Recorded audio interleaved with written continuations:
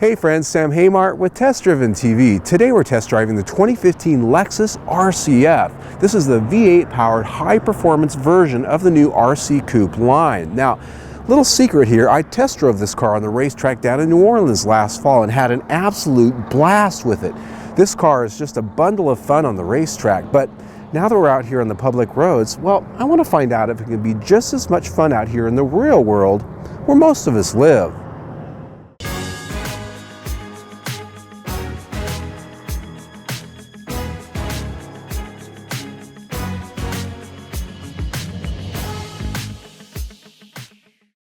The top of the food chain for the RC line, the RC-F gets a boatload of visual excess that's the boldest yet from Lexus. It is in fact so artistically reaching that the shape elicits a love or hate reaction to many at first sight.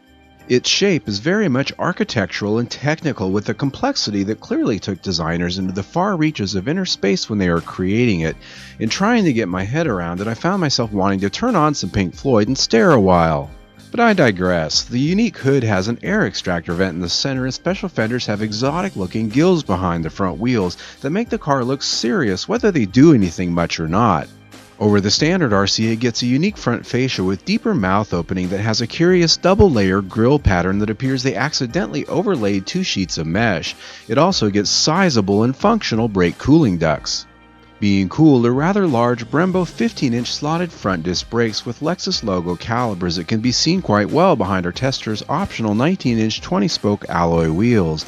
At the rear, it gets 13.6-inch rotors.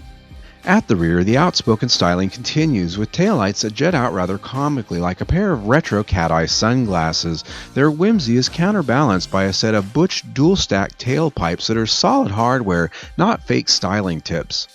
All of the RC-F styling overtures are, Lexus says, quite functional, right down to its pop-up rear deck spoiler, which extends at 50 miles an hour to add additional downforce at speed.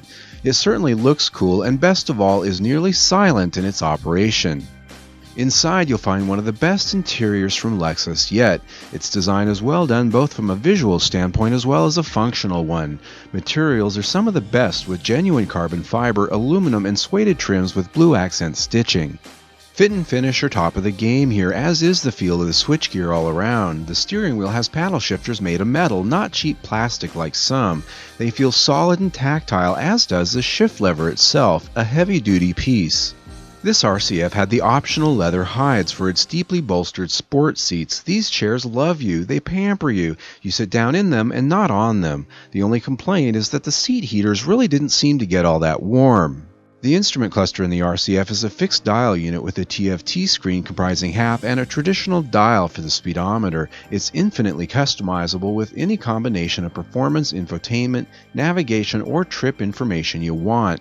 It's nice, but I kinda like the sliding ring cluster found in the RC350 F Sport, if nothing else for the novelty of it.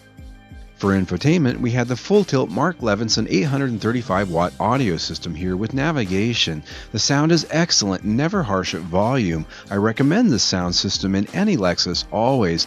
It's the new interface touchpad that's the disappointment here.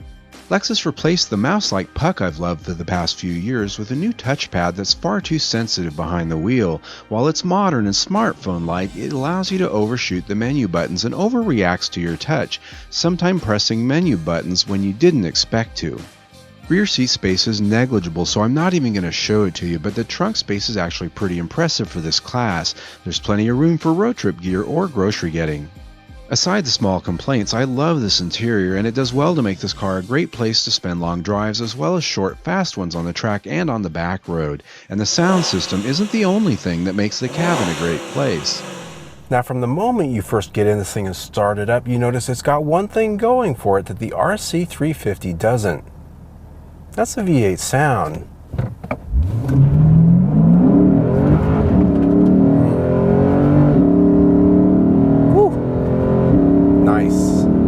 Exotic in both sound and specification is its 5-liter V8, which has a respectable 467 horsepower. It revs high, and you have to, as the power peak comes at 7,100 RPM.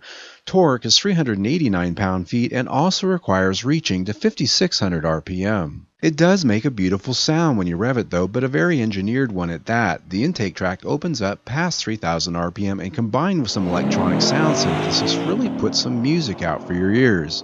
Lexus says it will accelerate from 0 to 60 in 4.4 seconds, which feels about right. It hooks up exceptionally well, much in part to traction control nannies and throttle mapping that really don't allow for tire smoking wheel spin. While it has several drive modes, the only ones enjoyable with its 8-speed automatic are Sport and Sport Plus.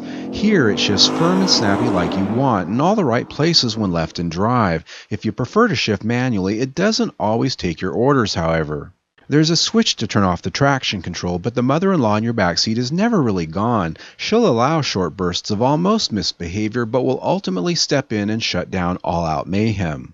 In the end, this is okay for the street, making the car one you can really push and stay within the lines. Its suspension is stiff with a mono setting, unlike its RC350 F-Sport sibling, which has variable dampers. It's good stiff though, and stays that way. Steering, however, does vary a bit depending on your drive mode, but always offers up excellent feel that's increasingly uncommon in this class of late. All of this makes for a chassis feel and feedback that's the envy of some from Germany. While fuel economy might not be the major consideration for the RC-F, it's rated by the EPA at 16 mpg city, 25 mpg highway, and 19 mpg combined. In our week of feeding it the required premium unleaded, it achieved 19.5 mpg combined. Not bad. The Lexus RC is also safe. It earns the IIHS Top Safety Pick Plus status because it performed good on all their tests, including a new small offset crash. It also offers advanced crash protection systems, which the IIHS requires for the honors. Well, I really do think this car actually makes a pretty good transition from racetrack barnstormer to fun street car. In fact, if you were driving this thing every day from home to work and back, it'd probably brighten your outlook on life, but working you're going to be doing, because at this price, well, that's a lot of bones. And honestly, there's a lot of different cars in this price range, and you really would have to look at some of those others if you were going to spend that much. But in fairness, this is a very well loaded RC-F. Over $10,000 in options here, so you can get it down into the 60s pretty easily if you can find one that's not loaded up like this. Now, as we look at the stars here, some of the things we talked about, the infotainment system, that new touchpad on the console isn't quite as easy to use while you're driving. It's very sensitive, and the old puck that Lexus used to have was actually one of the best in the business. The other thing is it's got that tiny little screen in the big screen space, something that still drives me a little bit buggy. Now, the traction control and the stability control on this car cannot be completely turned off. Now on the racetrack, that's something you notice quite a bit.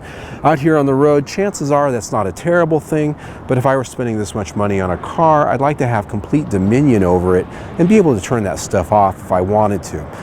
And the last thing is value. Again, we're talking about $75,000. There's a BMW M4 out there, there's a Mercedes-Benz, there's Porsche, there's a whole lot of other cars you can start looking at when you're spending that much money. So, you know, when you compare it to the RC350, which can be had for over $20,000 less, there's not a commensurate step up in performance here over that car for the amount of money more this car costs. That said, you do have the V8 grumble and you've got the special bodywork here that does make it special. So overall, it gets 4.5 stars for the week.